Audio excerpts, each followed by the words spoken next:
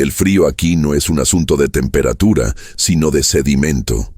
Un frío que tiene el peso del hierro oxidado y el olor a salitre de un recuerdo atascado. Entramos a lo que fue la congregación de las Hermanas de la Caridad y Expiación, en la provincia de Puno, Perú, en pleno 2025. No queda fachada, solo los huesos carcomidos de un complejo que la tierra no quiso terminar de tragar, cubierto por una capa de ceniza volcánica que lo volvió invisible para el satélite. Y, sin embargo, la presencia es densa. La humedad y el moho no ocultan el rastro de la cal viva, empleada hace siglo y medio para borrar algo más que una infección. El hallazgo se produjo por accidente. No buscábamos un convento, sino la traza de una antigua ruta minera. Lo que encontramos bajo el derrumbe de un muro perimetral fue la entrada a una cripta que nadie jamás debió haber conocido, la capilla de las reliquias olvidadas. Y allí, entre montones de yeso desmoronado y fragmentos de vitrales que reflejaban una luz grisácea, apareció la caja. No de madera, sino de plomo soldado. Y dentro, envueltos en un lino amarillento y quebradizo, una serie de documentos. No eran archivos históricos ni libros de contabilidad. Eran los diarios privados, las notas de confesión y los informes médicos cifrados de la abadesa que rigió este lugar desde su inauguración, la Madre Superiora Hilaria del Sagrado Óleo. Las fechas se extendían desde 1870 hasta 1898. El registro de una obsesión, la bitácora de un lugar que se tragó a sus habitantes. La historia oficial narra la fundación del convento como un acto de piedad industrial. Don Eliseo Montejo, un acaudalado terrateniente y dueño de las minas de plata, buscaba expiar las condiciones inhumanas de sus trabajadores. Mandó a construir este oratorio como una casa de retiro para las hijas de los mineros muertos, bajo el auspicio de la iglesia. Era 1869, y el arquitecto contratado, un joven idealista llamado Benjamín Pizarras, concibió una estructura neoclásica austera, buscando la pureza geométrica y el rigor ascético. Pero Pizarras cometió el primer error, el emplazamiento. El terreno, según las cartas que envió a su prometida, conservadas en el Archivo Municipal de Lima, era un yermo de basalto y tierra roja que los lugareños ya evitaban. En su misiva del 14 de marzo de 1870, él describe una sensación que se haría crónica en los años venideros. El terreno es un pozo de silencio. Los obreros se niegan a cavar a más de 3 metros. Dicen que el subsuelo es una manta sin pulso y que las palas resbalan en las piedras como si la tierra no quisiera ser abierta. Además, la orientación del claustro no la he podido corregir. El ala norte siempre arroja sombras a las 3 de la tarde, justo cuando el sol debería bañarla por completo. Es como si la propia pared estuviera inclinada hacia el sol, pero no lo estuviera. La arquitectura, el alma del lugar, nacía torcida. El convento se inauguró en 1872. La Madre Hilaria, una mujer de férrea voluntad y una religiosidad rayana en el fanatismo, fue la primera en sentir que la propiedad exigía más que oración. En su diario personal, el Liber Poenitentiae, libro de penitencia, fechado el 23 de septiembre de 1874, describe el primer aviso del lugar. La hermana Amalia, al limpiar el noviciado, cayó en un espasmo, no de locura o demonio, sino de agotamiento. Pero al asistirla, ella gritó: «La pared me empuja, me dice que me quede quieta». Al tocar la piedra de sillería, no sentí frío o calor, sino una vibración sorda, lenta, como la de un corazón viejo latiendo a destiempo. Las paredes no olvidan, las paredes recuerdan. Este lugar no es una casa de Dios, sino un recipiente para la pena. Su forma geométrica está absorbiendo la angustia de los mineros y la está volviendo arquitectura viva. Y me temo que lo que absorbe, en algún momento lo exigirá de vuelta. El incidente inicial Se documenta con precisión quirúrgica en el informe parroquial Nómene 49b de 1878, dirigido al obispado de Arequipa. Se detalla la desaparición de la novicia más joven, la hermana Efigenia. Una desaparición sin fuerza, sin violencia. Efigenia estaba barriendo el corredor principal, el que Pizarras no pudo orientar bien, y simplemente se detuvo. Varias hermanas la vieron inmovilizada, la escoba a medio barrer, el rostro hacia la pared, en un estado de catalepsia. Cuando intentaron tocarla, ella se desvaneció, no en el aire, sino en la sombra proyectada por la propia pared.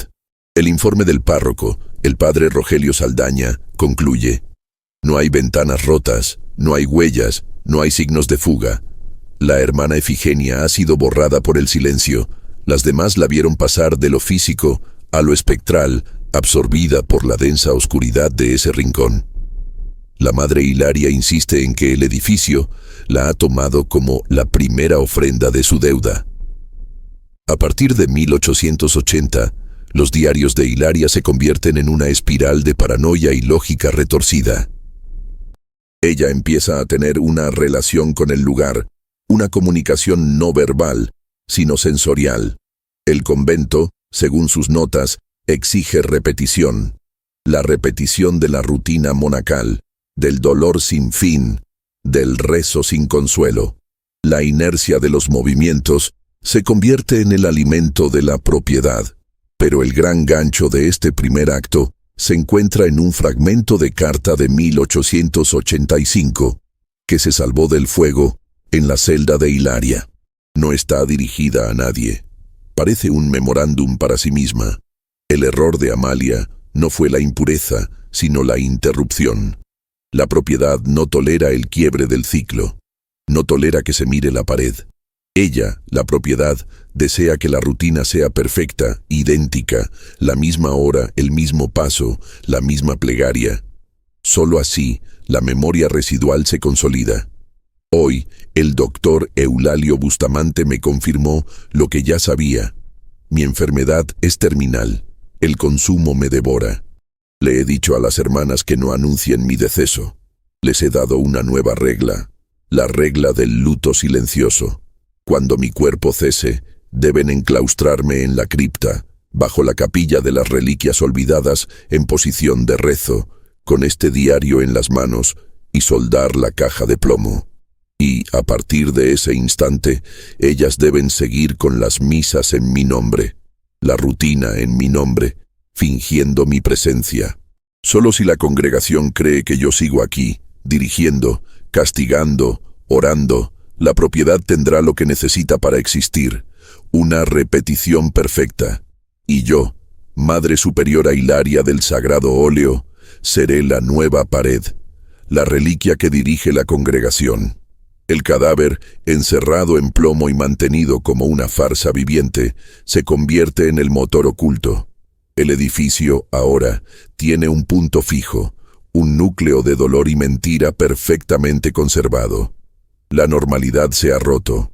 El horror no está en un demonio que acecha, sino en la monja muerta que, desde el suelo, se asegura de que la propiedad nunca deje de alimentarse de la repetición.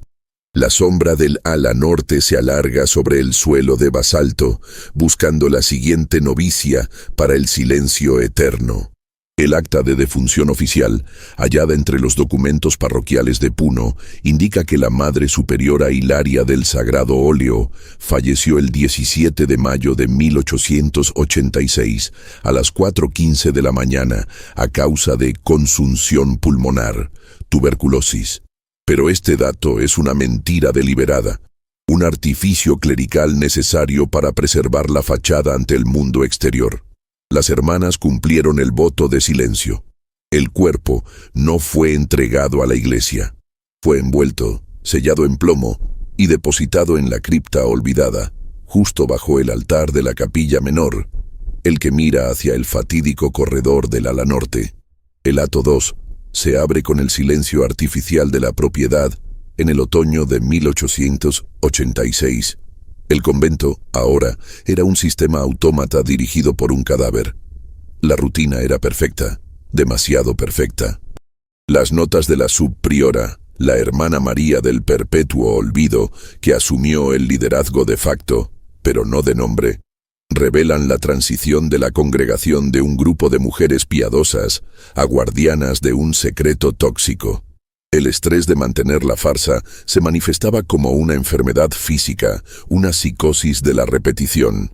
En su pequeño cuaderno de notas de contabilidad, la hermana María, quien nunca fue abadesa formalmente, garabateó en tinta roja, el 2 de agosto de 1887, lo siguiente: el hábito huele a cera y a tierra seca, pero la madre Hilaria la sentimos viva. La propiedad no la ha olvidado. No podemos cometer un error, no podemos cambiar el horario del rezo de la tercia ni el orden de los himnos. Si nos equivocamos, la vibración vuelve. Ayer, la hermana Filomena olvidó el rosario en la sala capitular. Al regresar, el rosario no estaba, sino la marca de 5 dedos quemada en el terciopelo de la silla de la madre. Un recordatorio. La madre no nos dirige con la voz, sino con la geometría del castigo. El convento es su nueva boca. El suelo del claustro se enfría en forma de advertencia, y yo, su subpriora, debo ser más rigurosa que la propia muerte. La memoria residual comienza a manifestarse de manera más agresiva. Ya no son desapariciones singulares, sino la repetición de la pena. Un conjunto de cartas dirigidas a la madre Hilaria, obviamente sin respuesta, por la hermana Teresa de la Santa Resignación en 1890, describe lo que podríamos llamar el ciclo de la carga. Carta 1, 14 de enero de 1890. Madre Superiora, le ruego me exima del turno de la lavandería en el subterráneo.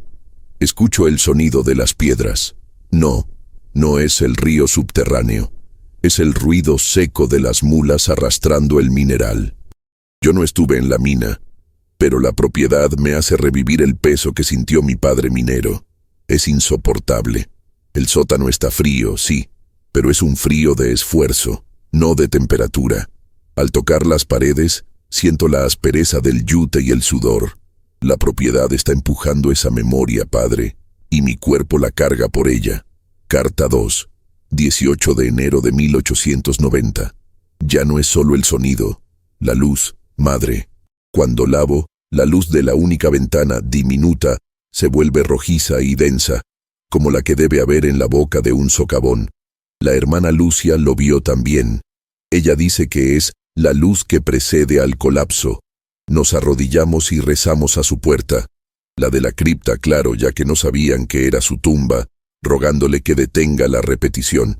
Pero el suelo bajo nuestros pies solo vibra lentamente, negándose a cesar el ciclo. Hemos encontrado restos de barro y mica fresca en el suelo del lavadero, a pesar de que hace años que no se usa ese barro. La memoria no solo es auditiva, es material.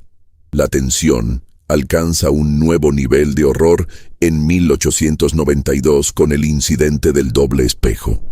Este evento es crucial porque involucra una figura externa que rompe la perfección de la rutina forzada. El doctor Fabián Cárdenas, un médico de la capital enviado a investigar un brote de histeria colectiva en la congregación. Sus notas clínicas, halladas cosidas a la cubierta del Liber Poenitentiae, son nuestro testimonio más objetivo y aterrorizado. El doctor Cárdenas nota inmediatamente la rigidez de los movimientos de las hermanas, la falta de expresión, la repetición de frases. Él sospecha de una locura inducida por el encierro, pero un día, durante su inspección de la celda de la hermana María del Perpetuo Olvido, encuentra el verdadero horror. La hermana María estaba sentada, absolutamente inmóvil, mirando un espejo de mano. El doctor Cárdenas anota: Informe médico C7, 4 de marzo de 1892. La paciente, hermana María, se niega a parpadear. Tiene los ojos secos y fijos en el espejo de mano que sostiene. Al preguntarle qué ve, ella susurra: el error. Tomé el espejo, y lo que vi no fue mi reflejo. No inmediatamente. Fue el rostro de la hermana María. Sí, pero con el hábito de la Madre Superiora Hilaria. El rostro era idéntico al de la paciente, pero la edad era 30 años más avanzada. Era la María del futuro, o la Hilaria del pasado, fundidas en una imagen sin coherencia. Un segundo después, mi propio rostro regresó, pero deformado por el terror. Al preguntarle qué significa el error, ella responde en voz completamente ajena: «He roto el ciclo. Al mirarme, he reconocido mi propia farsa. La propiedad ahora sabe que yo sé que ella está muerta.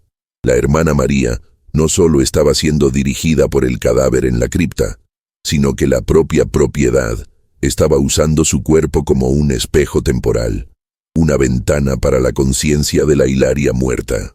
Y al mirarse, rompió la ilusión y se condenó a sí misma. El doctor Cárdenas intenta sacar a la hermana María, pero se encuentra con la resistencia física del edificio.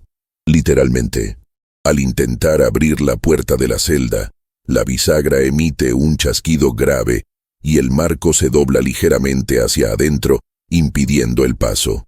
La hermana María comienza a reír, una risa seca, como tiza raspando la piedra, y le grita: «El lugar te quiere aquí, para que tú seas el siguiente a repetir la rutina de la investigación fallida». El médico escapa por la ventana llevando consigo las notas y el espejo de mano.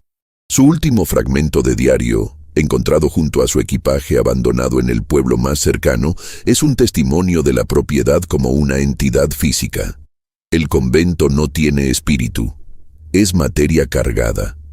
Es una esponja de cal y basalto que absorbe la tristeza y el miedo y lo convierte en una fuerza física. El arrastre de la ropa en el lavadero, el peso de la sombra en el corredor.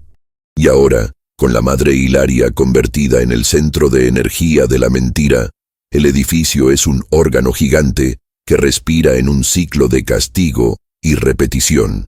Y yo, doctor Cárdenas, solo he conseguido confirmar la locura, convirtiéndome en otro eslabón del ciclo de la investigación inconclusa.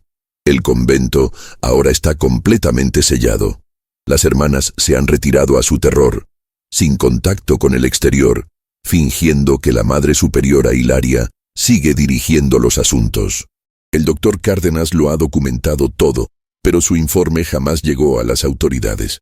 Se convirtió en parte de los archivos ocultos. La propiedad ha ganado, logrando la inercia perfecta. Las paredes, cargadas con el peso de la repetición y la mentira, exigen el castigo definitivo. El sonido de los rezos monótonos y sin vida sube desde el convento hacia el yermo, una letanía de esclavitud ritual. El acto 3 no comienza con una fecha, sino con una textura. El polvo de caliza que se deshace al tacto, un residuo de la desintegración física y moral del lugar. El colapso del convento de las Hermanas de la Caridad y Expiación no fue súbito, sino lento, metódico, reflejando la misma agonía prolongada de la Madre Hilaria.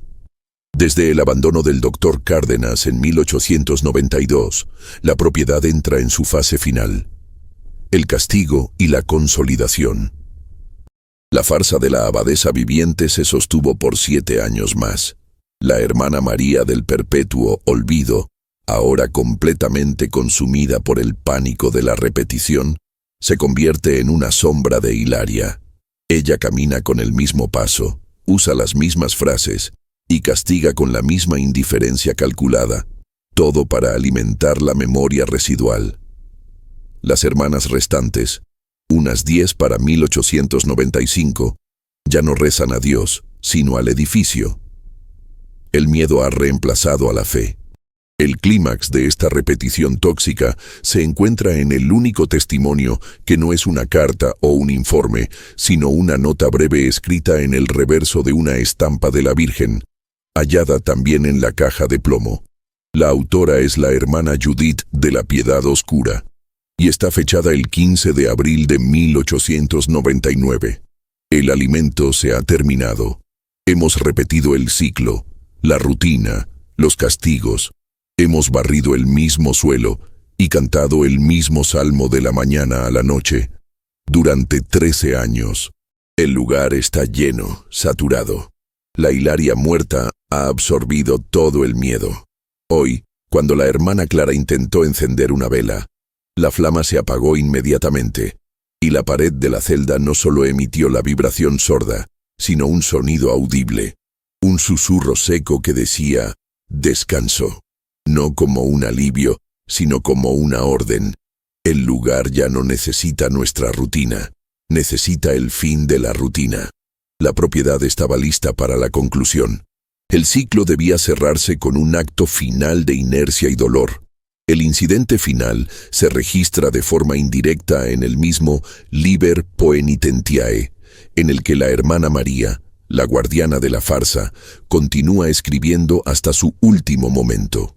Su letra, al principio firme y ordenada, se vuelve frenética, caótica, hasta convertirse en un mero garabato ilegible antes de la última anotación, fechada el 17 de mayo de 1899, 13 años exactos después de la muerte de Hilaria. El lugar está exigiéndolo. No ha habido terremoto ni fuego, solo el sonido de las piedras. Desde las 4:15, la hora de su muerte, un crujido lento, un esfuerzo arquitectónico, ha comenzado a devorar la estructura. Las hermanas no huyen. Han comprendido que la huida es el quiebre del ciclo. La propiedad no acepta la disrupción. Entendemos que nuestro papel no era vivir, sino ser las figuras de la repetición. Y ahora que la memoria residual es absoluta, debemos desaparecer para consolidar el vacío. Hemos entrado al corredor, el que tiene la sombra perpetua, y sentimos la fuerza. No es una mano fría, sino una gravedad incorrecta, una fuerza que nos aplana contra el basalto. Ella, la madre Hilaria, desde el plomo, nos está llamando al silencio. La propiedad no solo absorbe el miedo, se traga a los cuerpos que lo generaron. Yo soy la última en entrar. El espejo se ha roto. El ciclo se cierra. No hay escapatoria de la geometría perfecta de la agonía. El peso se hace total. Aquí la pluma de la hermana María se detiene bruscamente. El final físico del convento se narra en el registro minero 103A de junio de 1900. Los capataces de don Eliseo Montejo se acercaron al lugar al notar la ausencia de correspondencia. Encontraron el complejo en un estado de colapso interno. No fue un derrumbe explosivo. El ingeniero describe el fenómeno como una implosión por fatiga estructural dirigida. Las paredes de adobe y sillar no cayeron hacia afuera, sino que se replegaron hacia el centro, hacia el corredor y la cripta. La piedra se dobló sobre sí misma. Las capas superiores de la tierra habían sido aspiradas hacia el vacío creado. No se encontró ni un solo cuerpo, ni de las monjas, ni de la hermana María. Solo el polvo, el salitre y la ceniza volcánica que lentamente cubrió la herida en la tierra. La propiedad no quería testigos ni restos. Quería el silencio absoluto y la conservación de su núcleo energético. La caja de plomo con el cadáver de la madre Hilaria. Volvemos al presente, a la cripta encontrada bajo las ruinas en 2025. Al abrir la caja de plomo, el aire se condensó en un vapor frío que no olía a descomposición, sino a metal oxidado y a una humedad mineral profunda. El cuerpo de la madre Hilaria del sagrado óleo estaba conservado de una forma antinatural, sentado en posición de oración, con el Liber Poenitentiae entre los huesos de sus manos. No es un fantasma, es la reliquia. El cuerpo de una mujer que se convirtió en la batería de un edificio, el punto focal de la memoria residual. El terror no terminó con el colapso, solo se condensó, y al haber perturbado la cripta, al haber leído los diarios y roto el silencio de la ceniza, nosotros mismos hemos reactivado el ciclo de la investigación inconclusa, el último eslabón de la repetición que la propiedad exige. Miro alrededor. Las paredes restantes del derrumbe no solo están inclinadas, parecen estar escuchando. Y el frío, ese frío de sedimento, no ha disminuido.